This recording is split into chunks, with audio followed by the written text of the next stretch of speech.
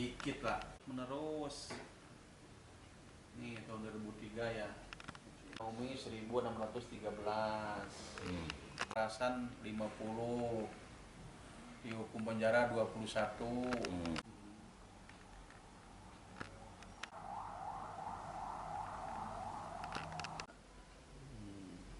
Angkanya Ya ini 3.000. perselisihan terus menerus 3150, ekonomi 1613, meninggalkan salah satu pihak 263, kekerasan 50, dihukum penjara 35, murtad 21, judi itu cuma 19. Perkara yang diterima tadi 7.000 itu. Tuh, mabuk 14, poligami 9. 24 udah 1746. Sampai detik ini jam berapa tuh? Jam udah bukan nggak punya, udah ngehilang.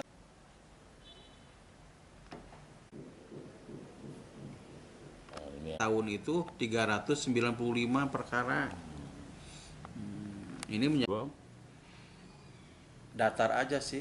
Datar. Kalau 2022 itu berapa kira-kira? Saya itu menerima perkara di tahun 2023 itu sebanyak 7.764 perkara. Nah, diselesaikan diputus 7.369 perkara. Sisa perkara 2003 itu 395. Nah, dari perkara 7.764 itu tidak semua angka perceraian.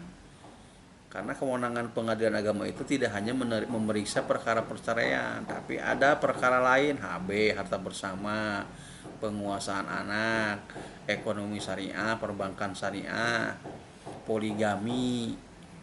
Jadi ini keseluruhan perkara itu tidak hanya cerai. Mungkin perceraiannya memang paling banyak 85% memang pengadilan agama itu mengadili sengketa perkawinan. Nah, sampai hari ini perkara cerai gugat yang diajukan ke pengadilan agama itu udah 1.743 perkara. Kota Bandung ya terutama memang angka perceraiannya lumayan tinggi, tapi diganding wilayah Cibinong, wilayah Indramayu, Kabupaten Bandung termasuk enggak lah, kita di bawah mereka angka perceraiannya. Di satu sisi angka perceraian tinggi itu ada bagusnya, artinya masyarakat sudah melek hukum, tahu hak dan kewajiban. Kalau kewajiban suami tidak ngasih nafkah, nah, dia datang ke pengadilan untuk nuntut gitu.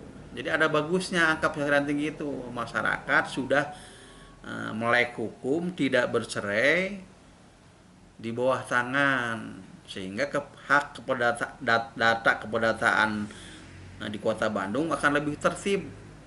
Berapa angka perceraian, berapa angka kematian, karena statusnya di KTP ada. Ini duda cerai, baru duda mati, harus jelas. Tahun yang sama di bulan April memang ada peningkatan sekitar 50 perkara. Ini kan belum April, belum selesai. Yang jelas tahun kemarin di bulan April cuma 450. Sekarang udah 496, masih seminggu. Nah, gitu. Tapi tidak perlu signifikan. Kita menghimbau kalau memang ingin bercerai, memang harus ke pengadilan. Tidak boleh bercerai di jalan, agar orang-orang tidak bercerai. Bukan berarti kita tidak melayani. Di antaranya sebelum ketok palu ada proses. Ada proses perdamaian, ada mediasi, dan juga disyaratkan untuk perempuan yang akan mengajukan cerai harus pisah rumah dulu kurang lebih 6 bulan. Kalau belum pisah 6 bulan, ada kemungkinan perkaranya tidak diterima, ditolak gitu. Sebenarnya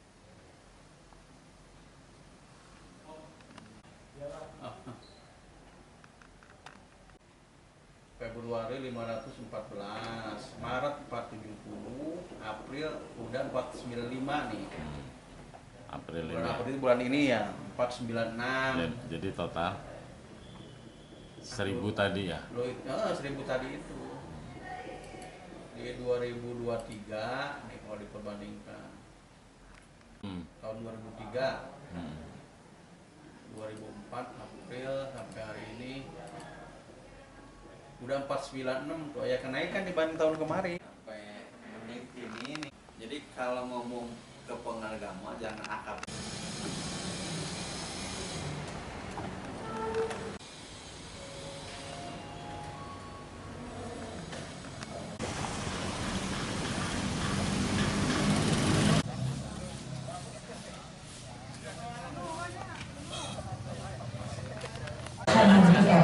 Orman Abdullah Fajar. Iya. Ke Ihsan Nawawi BDR. Orman Abdullah Fajar.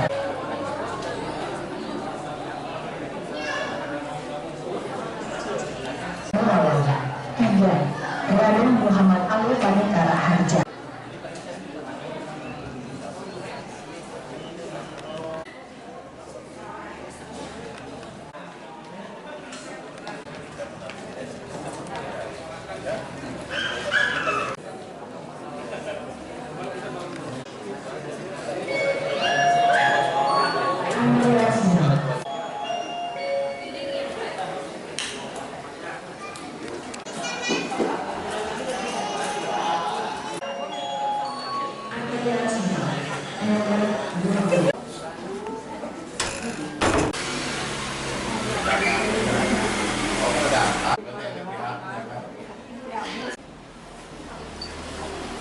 Bisa nggak masuk ke dalam? Coba.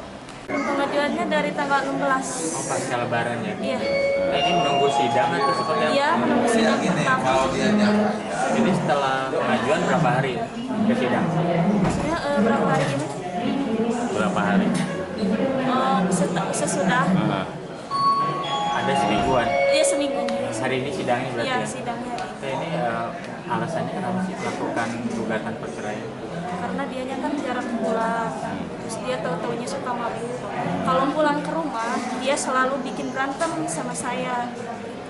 Terus dia suka ada kekerasan juga gitu ke saya. Mukul ya. Iya. Selain itu alasannya ada permasalahan lain atau pihak ketiga? Kalau soal itu kan soal selingkuh saya nggak tahu ya, soalnya kan jarang-jarang pulang. Ya setahu saya dia tuh kalau pulang ke rumah suka mabuk aja gitu, suka kekerasan sama saya. Tapi sendiri nikah udah berapa lama? Ya gimana Pak? Nikah udah Nikah berapa lama? Sama dia udah ada 3 atau 4 tahun. 4 tahun. Ya, Udah punya anak? udah Berapa? 1. Ini udah mantep atau seperti apa? Sudah yakin akan bercerai? Yakin ingin cerai saya. Siapa teh namanya? Jadi kalau